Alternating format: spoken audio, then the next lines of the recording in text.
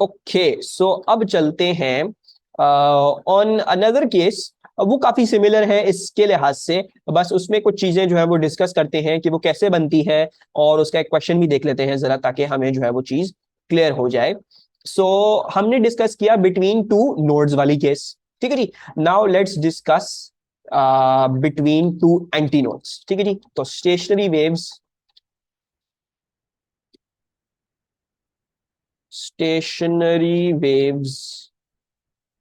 Between two antinodes. अच्छा जी। And इसमें एक चीज आपको जो है वो जरा याद रखनी है, समझनी है। वो क्या समझनी है? At the source of the wave, at the source of the wave, you always have a have an antinode. ठीक है जी। What do I mean by that, मैं अभी एक्सप्लेन कर रहा हूँ डायग्राम के थ्रू। अच्छा ना, ये कैसे हो सकता है? Stationary wave between two antinodes कैसे बनेगी? Let's say you have this, let's say you got this PVC pipe या some kind of hollow tube, you got this hollow tube. ठीक है जी, आपने पकड़ लिया, अपने आप यू गॉट दिस, दोनों साइड से खुली हुई है। ठीक है जी, it's open from both ends. आपने क्या किया? आपने जो है वो यहाँ पे एक स्पीकर जो है वो लगा दिया। You put a speaker over here and you are now playing some frequency through it. ठीक है जी, ये स्पीकर की तारें जा रही हैं, ये and you're now playing some frequency through it, you send some signal, there is some signal getting going in there जो कुछ फ्रीक्वेंसी पे साउंड चला रहा है। ठीक है, अब आपको फ्रीक्वेंसी वैरी करके देखते हो, एक आपको पॉइंट मिलता है कि यहाँ पे स्टेशनरी वेव बनना शुरू हो जाती है। ठीक है, वो आपकी पहली स्टेशनरी वेव है। अब देखते हैं बिटवीन टू एंटी नोड्स ये स्टेशनरी वेव फॉर्म होती तो कैसे होती। अच्छा जी, ये जो मैंने पॉइंटर लिखा है कि eight the source of the wave you will always have an anti node, इसका मतलब ये है कि जब जहां से वेव प्रोड्यूस होती है ना, हमेशा अगर if it is a speaker, या सपोज करो इट्स अ ट्यूनिंग फॉर्क, या कोई भी ऐसी चीज है जो वेव बना रही है आपकी, ठीक है जी, यानी मतलब माइक्रोवेव ट्रांसमीटर, या let's say some kind of light emitter या वॉट एवर। ठीक है जी, तो जहां पे जो ये चीज, ये जो वेव बनना शुरू होती है, वहां पे हमेशा आपके पास एंटी नोड होगा। You will always have an antinode. ठीक है। अच्छा, नाउ अभी मुझे इसमें क्या बनानी है? मुझे इसमें फर्स्ट हार्मोनिक बनानी है। तो जरा डिस्कस कर लेते हैं कि फर्स्ट हार्मोनिक कैसे बनाएंगे। This I have given to you कि इसमें जो बनेगी, this will be formed between two antinodes. यहाँ पे भी एंटी नोड, एंड में भी एंटी नोड आपको रखना पड़ेगा। ठीक है। अच्छा, सो इसको करने के लिए अगेन आई वुड टेक सहारा ऑफ माई वेव डायग्राम, क्योंकि मैं याद नहीं कर सकता ये सारी चीजें, काफी आसानी रहती है इसको देखते हुए।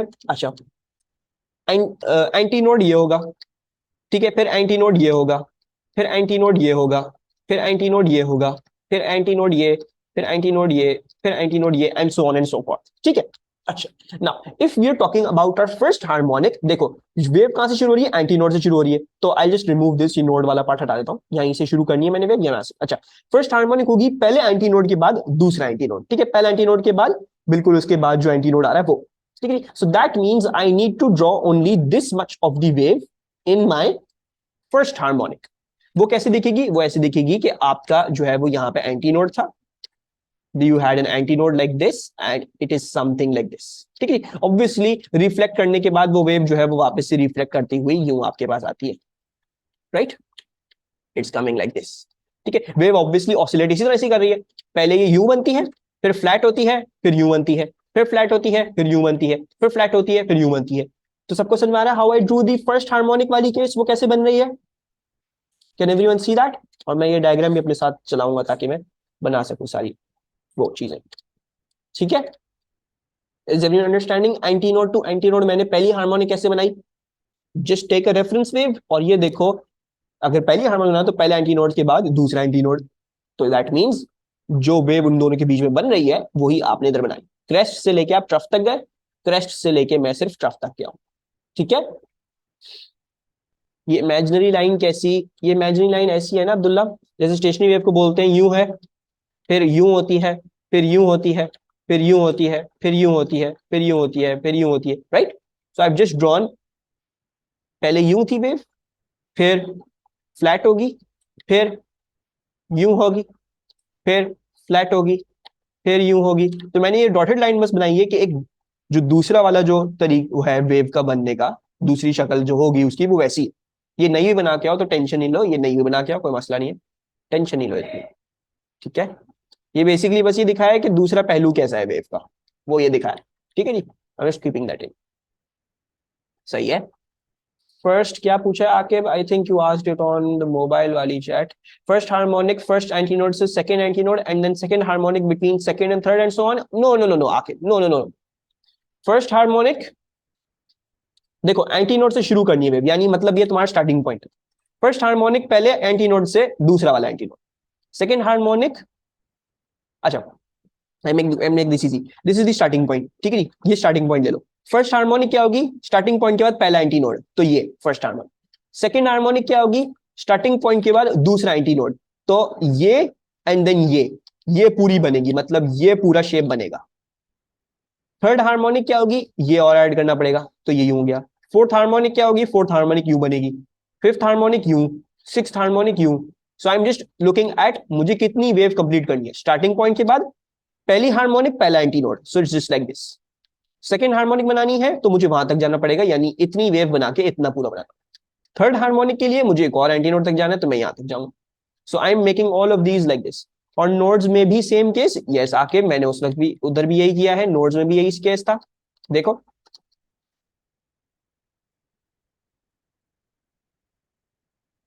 स्टार्टिंग पॉइंट ये हो गया, ये नोड, ये नोड, ये नोड, ये नोड। ठीक है जी, पहली हार्मोनिक स्टार्टिंग पॉइंट के बाद पहला नोड, यानी इतना वो बनाया। फिर सेकेंड हार्मोनिक सेकेंड नोड तक जाना है, यानी मतलब एक कंप्लीट वेव बन रही है। सेकेंड हार्मोनिक एक कंप्लीट वेव, थर्ड हार्मोनिक एक कंप्लीट वेव, और फिर नेक्स्ट वाले उस तक जाना है। सो एक दो और तीन तीसरे नोड तक जाना है, तो एक कंप्लीट वेव और आधा और, एक कंप्लीट वेव आधा और। इसी तरह फोर्थ हार्मोनिक क्या होती, दो कंप्लीट वेव्स बनती।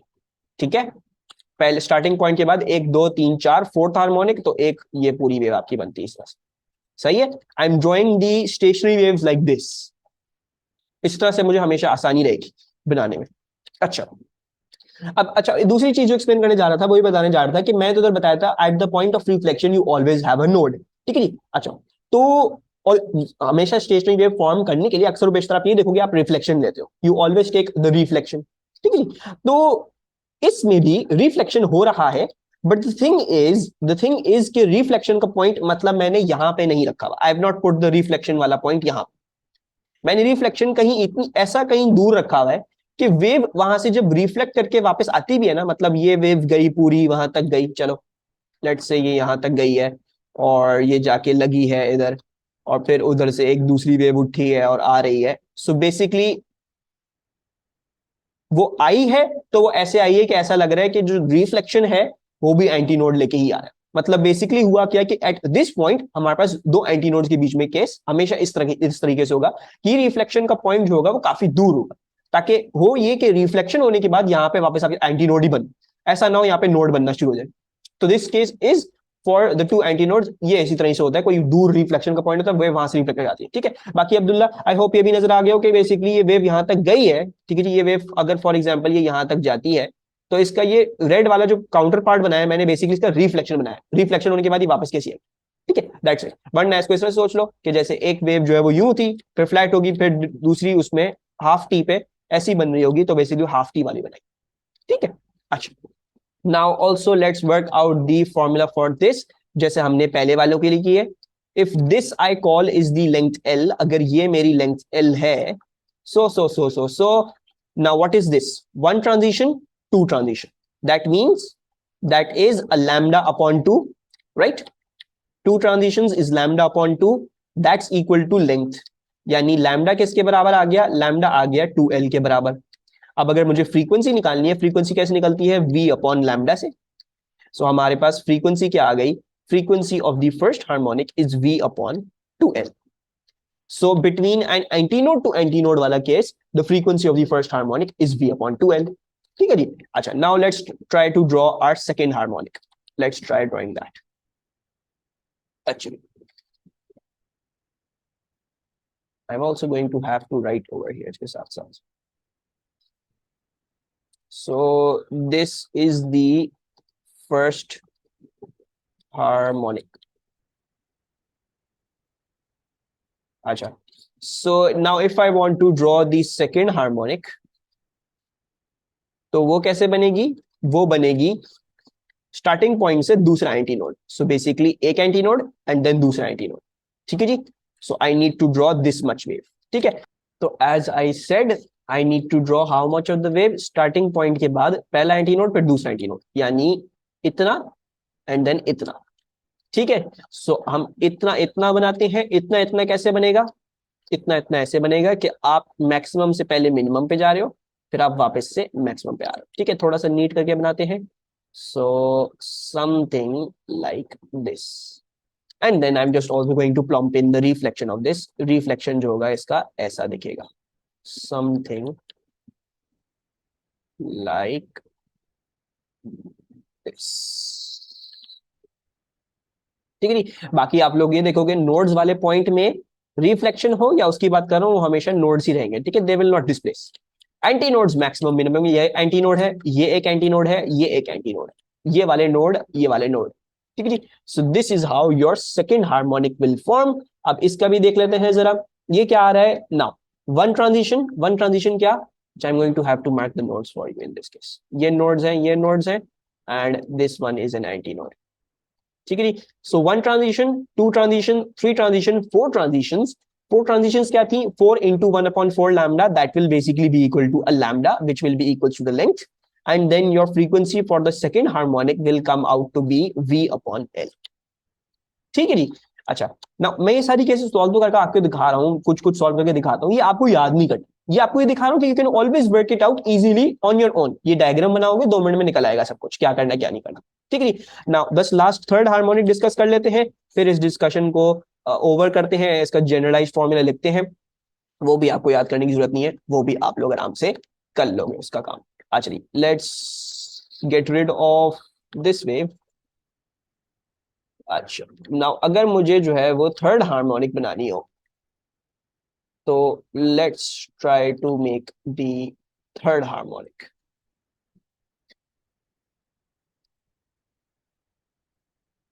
थर्ड हार्मोनिक, अच्छा, नाउ थर्ड हार्मोनिक कैसे बनेगी? स्टार्टिंग पॉइंट से एक, दो, तीन, तीन एंटी नोड बनाने, यानी एक, दो और तीसरा। ठीक है जी। So it's basically going to be ये and then half wave. Actually तो बना लेते हैं ये, यानी ये बेसिकली कुछ ऐसा है, समथिंग लाइक दिस। ऐसा बनाना है ना मुझे, थोड़ा सा स्ट्रेच करके बना देते हैं। So it's something like this. ठीक है, ये आ गया यहाँ पे, ये ऊपर जा रहे हैं वापस, ये वापस ऊपर जा रहे हैं, फिर वापस नीचे आ रहे हैं, ये वापस नीचे आ रहे हैं। ठीक है जी। I have drawn the third harmonic as well. इसमें भी जरा जो है वो हम अपने रिफ्लेक्शन को देख लेते हैं। रिफ्लेक्शन जो होगा वो कैसा होगा, वो ऐसा होगा। ठीक है जी। And then you see this will be the point of the node, this will be point of the node, ये वाला होगा पॉइंट नोड का। And then you have loads of antinode in this. ये antinode है, ये antinode है। ठीक है, तो आपके पास ये आ रहा है। अब ट्रांजिशंस को जरा देख लेते हैं। एक ट्रांजिशन, दो ट्रांजिशन, तीन ट्रांजिशन, चार ट्रांजिशन, पांच ट्रांजिशन, छह ट्रांजिशन। छह ट्रांजिशंस आ रही हैं, यानी basically 6 into λ/4 will be equals to, एक second, 6 into λ/4 will be equals to the length, which basically works out to be कि lambda आ रहा है 2/3L, and then if I try to work out the frequency for the third harmonic, that comes out to be V/2/3L, and that becomes 3V/2L। ठीक है जी। अब इसका ऐसा करते हैं, let's work out the generalised lambda. Generalised lambda निकालने की कोशिश करते हैं। अच्छा, इसका दोबारा समझा दें पूरी चीज अब्दुल्ला। थर्ड हार्मोनिक यानी पहले एंटी नोड के बाद तीसरे एंटी नोड में जाना है, तो एक, दो, तीन। ठीक है, एक, दो, तीन, सही है, एक, दो, तीन। ठीक है, और फिर मैं इसका रिफ्लेक्शन बना दिया। फिर मैंने नोड के पॉइंट्स मार्क किए। अब मैं क्या देख रहा हूं? ट्रांजिशंस। एक ट्रांजिशन, दो ट्रांजिशन, तीन ट्रांजिशन, चार ट्रांजिशन, पांच ट्रांजिशन, छह ट्रांजिशन। और एक ट्रांजिशन कितनी की थी, एक ट्रांजिशन लैम्डा अपॉन 4 की थी। तो basically 6 into lambda upon 4 will equals to length L. Rearrange कर लो, लैम्डा बन जाता है 2/3 एल। फ्रीक्वेंसी कैसे निकालते हैं, वी ओवर लैम्डा से। सो वी अपॉन 2/3 एल जो लैम्डा था, and then you get F3 equals to 3V/2L। ठीक है, सही है। अच्छा, अब आप लोग देखोगे काफी सरप्राइजिंगली क्या है, इसकी जो लैम्डाज आई हैं और फ्रीक्वेंसीज के फॉर्मूलाज आए हैं वो एग्जैक्टली सेम आए हैं पहले वाले केस की तरह। तो जैसे 2L है, L है और 2L/3 है, so you can see 2L है, L है, 2L/3 है। मैंने इसका जनरलाइज फॉर्मूला क्या लिखवाया था, मैंने इसका लिखवाया था कि this is basically like a 2L/N, right. पहला वाला केस 2L/1, दूसरा वाला केस 2L/2, 2 कैंसिल, L रह गया। तीसरा वाला केस 2L/3। ठीक है जी। और अगर मुझे फ्रीक्वेंसी चाहिए ऑफ द nth हार्मोनिक, तो वो कैसे आ रही है, वो आ रही है NV/2L से। उसका जो है वो जनरलाइज फॉर्मूला ये है, पहला वाला V/2L 1V/2L, दूसरा वाला 2V/2L 2 कैंसिल, तीसरा वाला 3V/2L। तो इस तरह से आ रहा है। बहरहाल you do not need to learn any of these things. आपको याद रखना है, आपको याद रखना है कि आप करोगे कैसे इस सवाल को, आप कैसे वर्कआउट करोगे सारी चीज। ठीक है। अच्छा, so now let's also look at question of this. सबसे पहले तो मुझे सब बताएं, is this antinode and antinode के बीच में वाली केस क्लियर टू एवरीवन। एक और चीज मुझे जरा बतानी थी जो मुझे याद आ गई, जो मैंने कहा था कि मेरे दिमाग से उस वक्त निकल गई है। ये जो पहली हार्मोनिक होती है ना, इसको फर्स्ट हार्मोनिक भी बोलते हैं। ठीक है जी। और इसका एक अच्छा सा नाम एक और सा भी है, वो क्या है, this is also known as the fundamental frequency. Fundamental frequency, पहली हार्मोनिक को फंडामेंटल फ्रीक्वेंसी भी बोलते हैं, फंडामेंटल फ्रीक्वेंसी। अच्छा, फंडामेंटल फ्रीक्वेंसी क्यों बोलते हैं, वो इसलिए बोलते हैं क्योंकि आपको यहां पे नजर आ रहा होगा कि फंडामेंटल फ्रीक्वेंसी के मल्टीपल्स हैं बाकी सारी फ्रीक्वेंसीज। V/2L, V/2L में 2 मल्टीप्लाई कर दो तो V/L बन जाता है। V/2L में 3 मल्टीप्लाई करते हो तो 3V/2L थर्ड हार्मोनिक। चौथा चाहिए होगा 4V/12, पांचवा चाहिए होगा 5V/12, छठा चाहिए होगा 6V/12।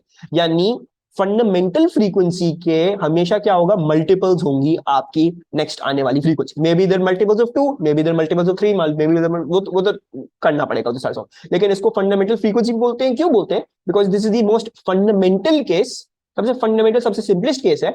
अब नेक्स्ट जो भी स्टेशनरी वेव्स बनती है वो सब मल्टीपल से होकर आती है। कैसा मल्टीपल है, that depends case to case. For the node वाली केस 2 के मल्टीपल से जा रहा है, फॉर द एंटी नोड वाली केस भी 2 के मल्टीपल से ही होता जा रहा है। ठीक है, इस केस में भी हम इसको क्या बोलेंगे, this shall be known as the fundamental frequency, fundamental frequency. ठीक है जी। ये हो सकता है मे बी यूर आस्क्ड के state what is meant by the fundamental frequency. तो ये बेसिकली वो फ्रीक्वेंसी है जिसपे a stationary wave first forms. ठीक है। अच्छा, now let's do a question on this. I want to be doing this question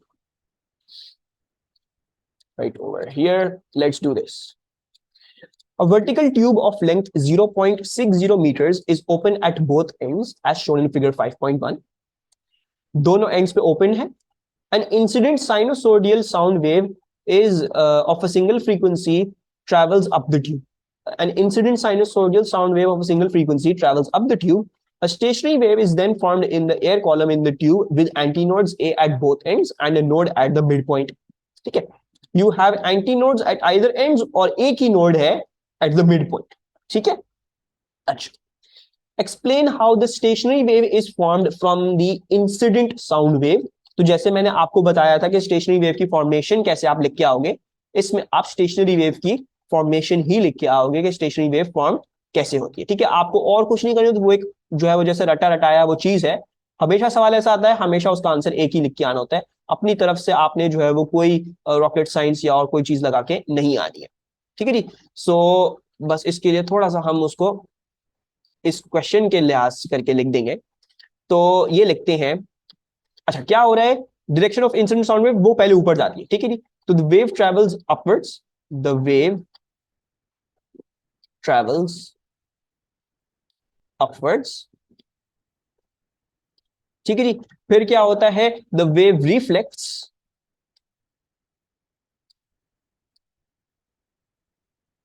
and then enters the tube again.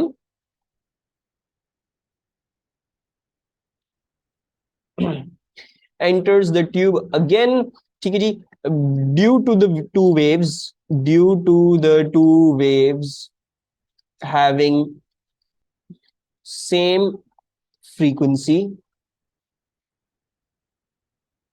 wavelength and velocity, they superpose and form a stationary wave, ठीक है जी।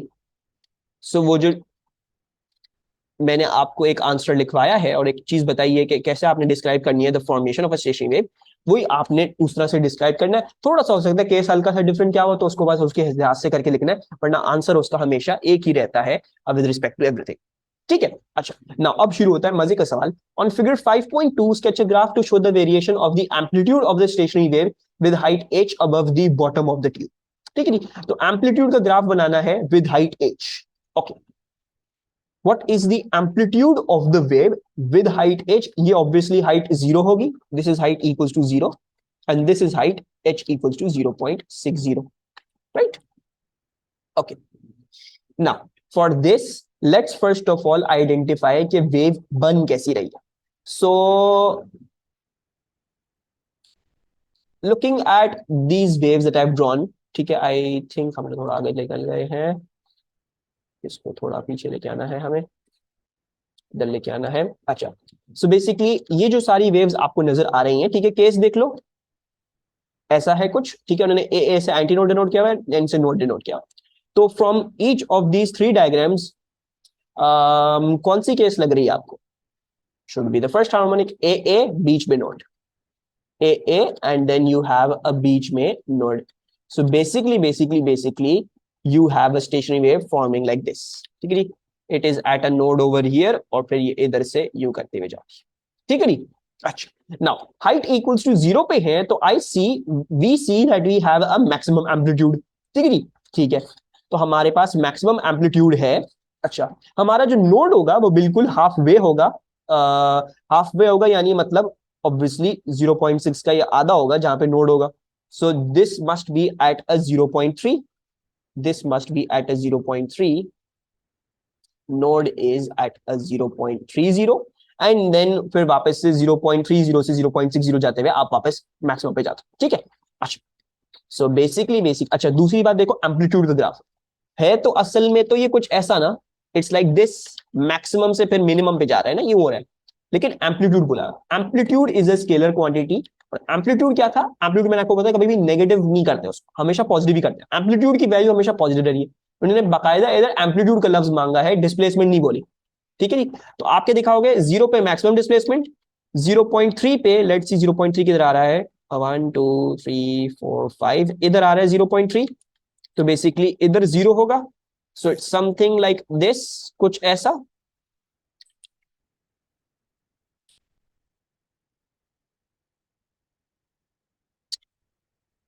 कुछ ऐसा,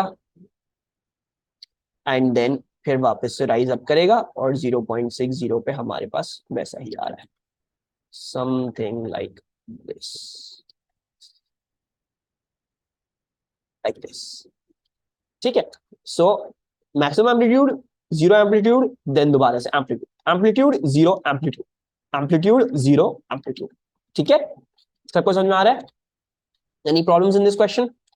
no, okay जी। For the stationary wave state, the direction of the oscillations of an air particle at a height of 0.15 above the bottom of the tube. तो अगर कोई एक air particle है यहाँ पे 0.15 की हाइट पे, फॉर एग्जाम्पल इस पार्टिकल की बात कर रहे हैं, ये वाला, लेट्स से पार्टिकल पी, तो इसकी डायरेक्शन ऑफ मोशन कैसी होगी, ये हिल कैसा रहा होगा एट दिस पॉइंट, इसकी डिस्प्लेसमेंट कैसी होगी, हाउ इज इट डिस्प्लेसिंग, मतलब ऑब्वियसली पार्टिकल तो यहाँ पे होगा ना रेस्ट पे, वेव जब उसमें से गुजरती है तो वो एक नई डिस्प्लेसमेंट लेता है। सो डिस्प्लेसमेंट कैसी होनी चाहिए, क्वेश्चन ये पूछा जा रहा है अब्दुल्ला, क्वेश्चन ये पूछा जा रहा है कि देखो 0.15 की हाइट पे वो कह रहे हैं कि लेट से 0.15 की हाइट पे आपके पास ये पार्टिकल है, ठीक है जी, दिस पार्टिकल पी, ठीक है। अच्छा, अब स्टेशनरी वेव तो तुम्हें पता है ना, स्टेशनरी वेव जो है वो रिफ्लेक्ट करके भी वो यूं बनेगी ना, समथिंग लाइक दिस, सही है। अच्छा, अब ये जो पार्टिकल है जो 0.15 बोल रहे हैं, वो बोल रहे हैं कि ऐसा है। Obviously you can see the stationary wave कैसे फॉर्म हो रही है, कैसे नहीं फॉर्म हो रही है। वो आपसे ये पूछ रहे हैं जो पार्टिकल यहाँ पे है, जो पार्टिकल यहाँ पे है, उसका मोशन डिस्क्राइब कर दे। राइट लेफ्ट है, अप डाउन है, डायगोनल है कैसा नहीं। That is what we need to describe over here. How is the particle moving, जो पार्टिकल है यहाँ पे 0.15 मीटर्स पे, वो कैसे मूव कर रहा है। Right left sideways. ओके, अच्छा, और कोई देना चाहेगा जवाब। It does seems right left and sideways, right, right left ही लग रहा है। I think we all agree, don't we. I think दोनों लड़कों को क्वेश्चन समझ नहीं आया अभी तक। अच्छा, जस्ट रिमेंबर कि जो मैंने पॉइंटर बताया था, स्टेशनरी वेव साउंड वेव भी हो सकती है, स्टेशनरी वेव ट्रांसवर्स वेव भी हो सकती है। ठीक है जी। सिर्फ ट्रांसवर्स वेव में अब देखो वेव कैसे ट्रैवल कर रही है, वेव ट्रैवल कर रही है ऐसे। ठीक है, वेव ट्रैवल कर रही है ऐसे। सो डायरेक्शन ऑफ मोशन कैसे होगा, डायरेक्शन ऑफ मोशन होगा आपका, direction of motion of the particles भी कैसा होगा, वो भी parallel to direction of travel होगा। So basically the particles can only go up and down, क्यों, बिकॉज दिस साउंड वेव है।